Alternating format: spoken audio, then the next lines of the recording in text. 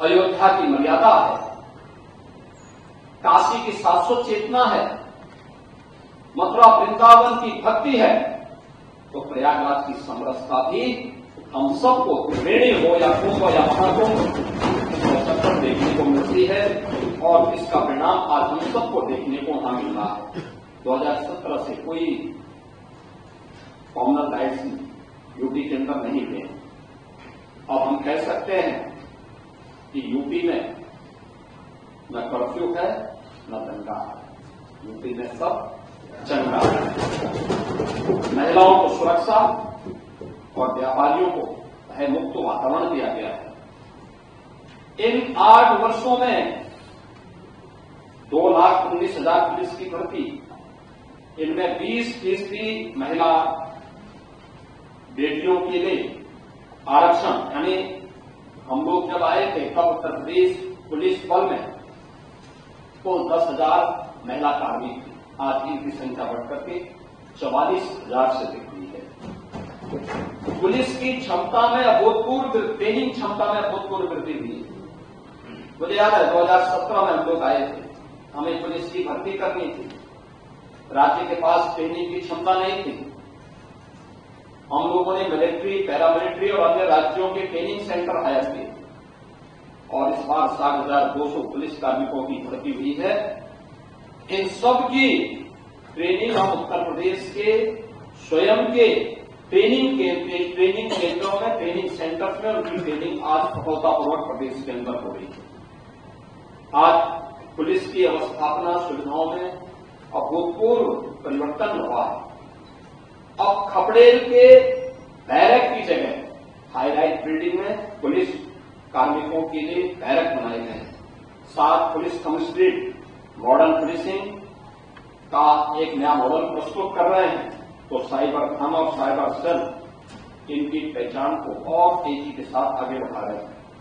Forensic science ecosystem, आधुनिक policing और वैज्ञानिक साक्ष्यों के लिए आज अनिवार्य 3 नए कानून लागू होने के बाद पूरे देश के अंदर 7 वर्ष से ऊपर की सजा के लिए फॉरेंसिक एविडेंस अनिवार्य किया गया है और उस फॉरेंसिक एविडेंस के लिए अब सरकार ने तय किया है कि हम लोग प्रदेश के अंदर पहले केवल 2 FSL लैब थे, फॉरेंसिक जो लैब थी वो मात्र 2 थी। आज हम लोग पहले ही 12 लैब जो 1 ग्रेड की है उनको प्रारंभ कर चुके हैं, 6 निर्माणाधीन है और सभी 75 जनपदों में 2-2 फॉरेंसिक वैन भी प्रदेश के अंदर आज फॉरेंसिक एविडेंस कलेक्ट करने के लिए आज संचालित हैं। 17 नगर निगम और गौतम बुद्ध नगर में सेफ सिटी की परियोजना लागू है। यूपी स्पेशल सिक्योरिटी फोर्स की 6 वाहिनियां प्रदेश के अंदर कार्यरत हैं और यूपी 112 जो इंटीग्रेटेड इमरजेंसी सेवा है, इनको भी हम लोगों ने प्रदेश के अंदर तेजी के साथ आगे दी है। इसके रिस्पांस टाइम को बेहतर किया है। पीएसी जो दंगाइयों की काव थी उसको पिछली सरकारों ने अपने स्वार्थ के कारण एक प्रकार से बंदी की कगार पर पहुंचा दिया था। हमने फिर से 34 पीएसी की कंपनियों को पुनर्जीवित किया है और 3 महिला बटालियन अब पहली बार यूपी पीएसी में गठित हुई है और ये भी 3 उन वीरांगनाओं के नाम पर जिन्होंने देश की स्वाधीनता आंदोलन को एक नई गति दी थी, उनके नाम पर गठित हुई है, जिनमें वीरांगना चलकारी बाई, वीरांगना अवंती बाई और वीरांगना होता देवी, इन तीनों के नाम पर 3 पीएसी की बटालियन यूपी के अंदर गठित हुई है और 3 नए पीएसी की बटालियन के गठन के लिए प्रदेश तेजी के साथ कार्य कर रहा है। महोदय, प्रदेश अपनी विरासत पर गौरव की अनुभूति करता है। पूरा देश आदरणीय प्रधानमंत्री जी की प्रेरणा से अपनी विरासत पर गौरव की अनुभूति करता है और हम लोगों का मानना है कि विरासत से युक्त विकास ही एक उज्जवल भविष्य की एक आधारशिला होती है। लेकिन अपने राजनीतिक स्वार्थों के लिए अगर कोई उन आक्रांताओं को महिमामंडन करता है, जिन्होंने भारत की आत्मा पर प्रहार किया, जिन्होंने भारत की आस्था को रौंदने का कार्य किया है। मुझे लगता है कि आज का नया भारत, आज का नया उत्तर प्रदेश, ये नए भारत का नया उत्तर प्रदेश जिसको स्वीकार करने को तैयार नहीं है, कतई तैयार नहीं है। आप देखें किस प्रकार से, यानी आक्रांताओं को महिमामंडन करना, देशद्रोही तत्वों के समर्थन में बयानबाजी करना या राष्ट्रीय प्रतीकों को के प्रति अपमानजनक टिप्पणी करना, कि किसी राष्ट्रद्रोह से कम नहीं। वंदे मातरम का 150वां वर्ष चल रहा है।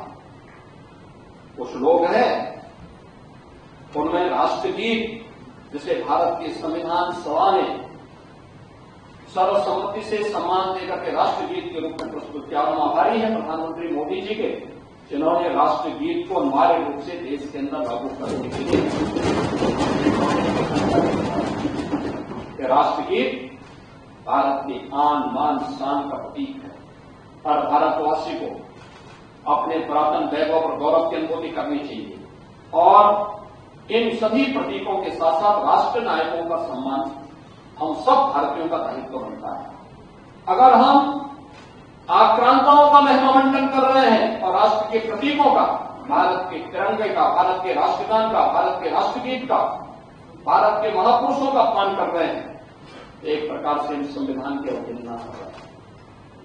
मैं पूछना चाहता हूं समाजवादी पार्टी और कांग्रेस, एक तरफ संविधान के नाम पर जनता की आंखों में धूल झोंकने का कार्य कर रहे हैं और दूसरी तरफ वंदे मातरम जैसे राष्ट्रगीत का इनके द्वारा विरोध कर रहे हैं। इनके सदस्य धड़ल्ले से बोल रहे हैं कि हम वंदे मातरम के लिए खड़े नहीं होंगे, हम नहीं गाएंगे। क्या मतलब इसका? यानी हिंदुस्तान में रहोगे और भारत के राष्ट्रगान और राष्ट्रगीत को गाने में आपको दिक्कत होती है, ये चीजें नहीं चल सकती। ये भारत के संविधान निर्माताओं का अपमान है, ये बाबा साहब भीमराव अम्बेडकर का अपमान है, क्योंकि उसी संविधान सभा ने, याद रखना, 24 जनवरी 1950 को वंदे मातरम को भारत के राष्ट्रगीत के रूप में मान्यता दी और हर भारतीय का दायित्व बनता है हम भारत के प्रतीकों को पूरी तरह सम्मान दें। हम कोई भी ऐसा कार्य न करें। मुझे आश्चर्य होता है, समाजवादी पार्टी के लोग गाजी के मेले का समर्थन करते हैं। ये गाजी कौन?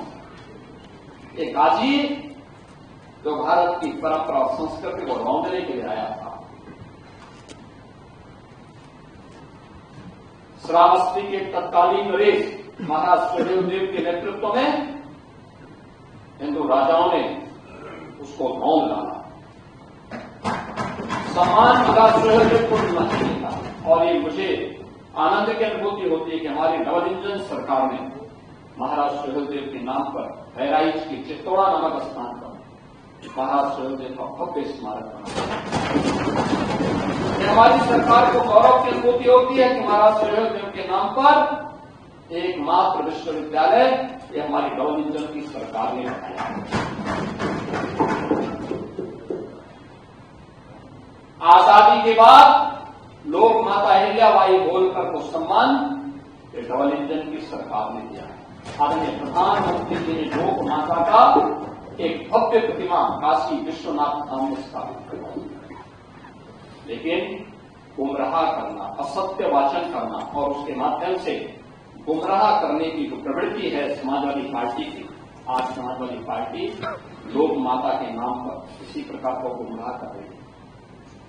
राम मंदिर का विरोध करते हैं, काशी विश्वनाथ धाम का विरोध करते हैं या उस प्रकार के तत्वों को प्रश्रय देते हैं। ये प्रवृत्ति दिखाती है इनको भारत की आस्था के प्रति कोई सम्मान नहीं है, कोई सम्मान नहीं है। जन्माष्टमी को रोकने का काम,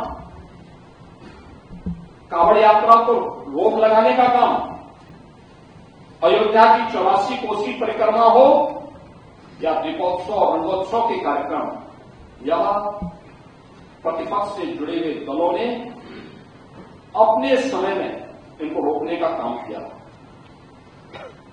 कांग्रेस तो सुप्रीम कोर्ट में यहां तक कह दी कि राम और श्री कृष्ण ये दोनों मिथक हैं। समाजवादी पार्टी ने अपने समय में राम भक्तों पर गोलियां चलाई थी, मंदिर निर्माण के मार्ग में बाधा पैदा करने के लिए अपने अधिवक्ता तैयार किए थे।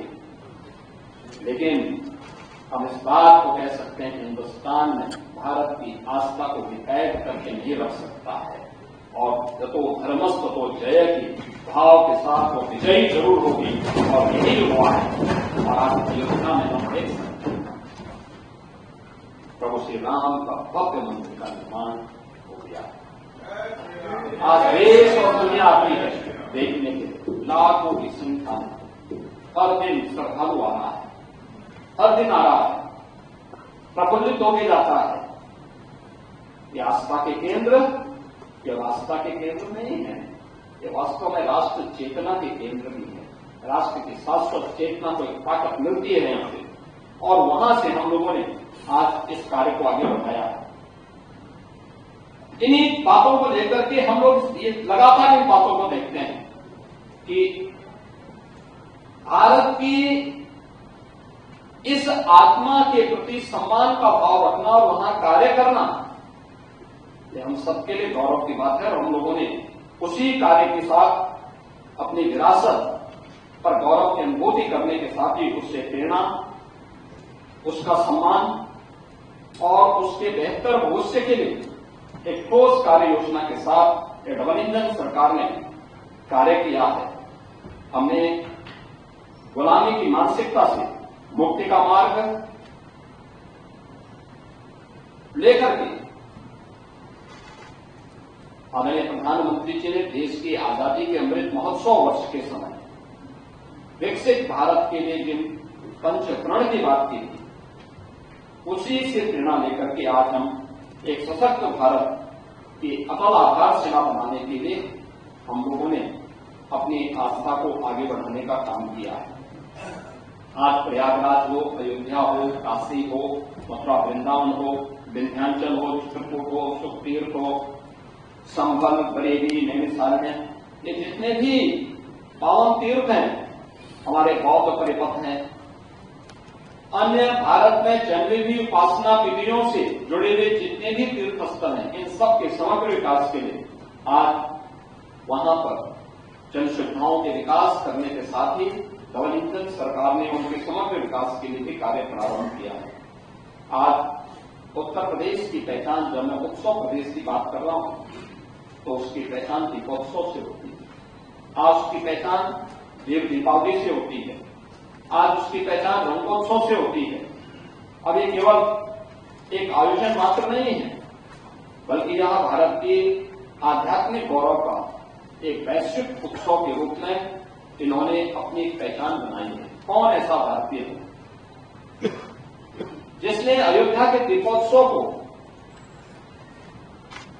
काशी के देव दीपावली को और मथुरा वृंदावन के रंगोत्सव के कार्यक्रम के साथ आत्मिक भाव के साथ में जुड़ा हुआ और आस्था का सम्मान करने का परिणाम क्या है? यही